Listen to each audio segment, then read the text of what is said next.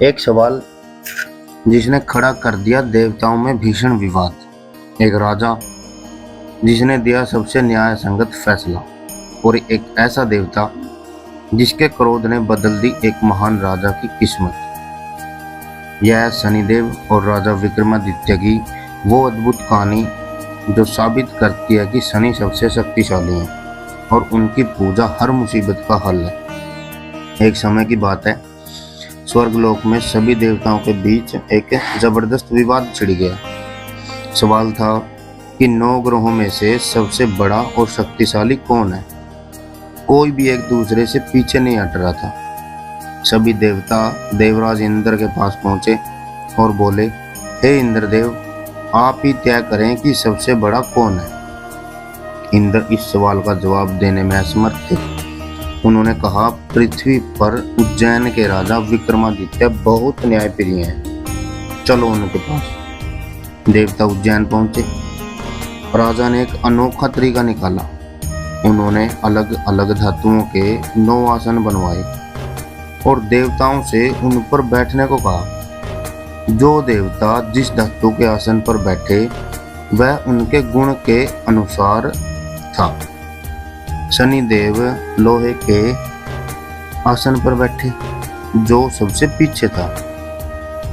राजा ने कहा, जो सबसे आगे बैठा है वही सबसे बड़ा है। शनिदेव को लगा कि उनका अपमान हुआ है।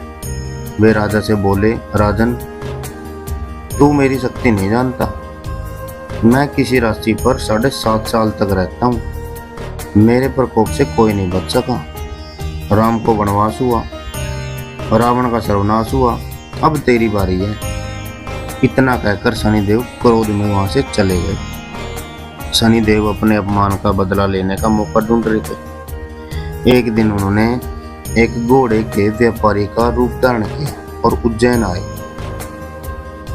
राजा ने एक घोड़ा खरीदा और उस पर सवार हुआ। वह घोड़ा राजा को जंगल में ले गया और गिराकर गायब हो गया। इस तरह शनि की 7.5 ने राजा का पीछा करना शुरू कर दिया।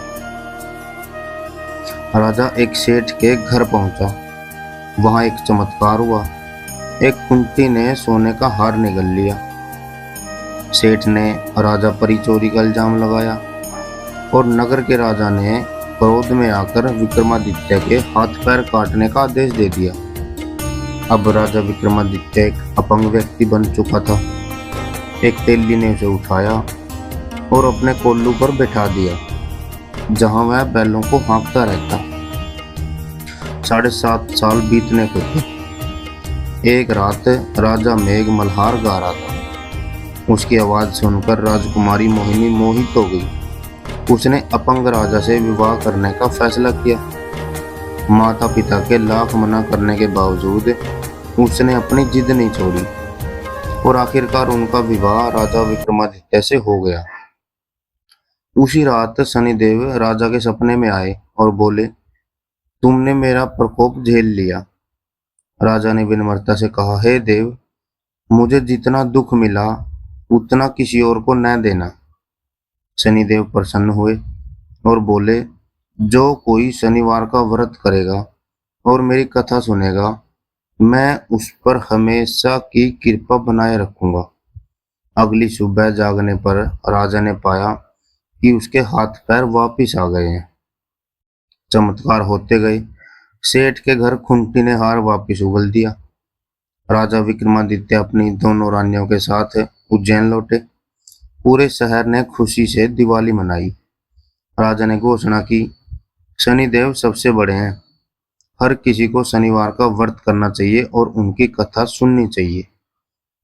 इस कहानी से हमें यह सीख मिलती है कि शनिदेव बहुत शक्तिशाली हैं, लेकिन वे भक्तों पर जल्दी प्रसन्न भी हो जाते हैं।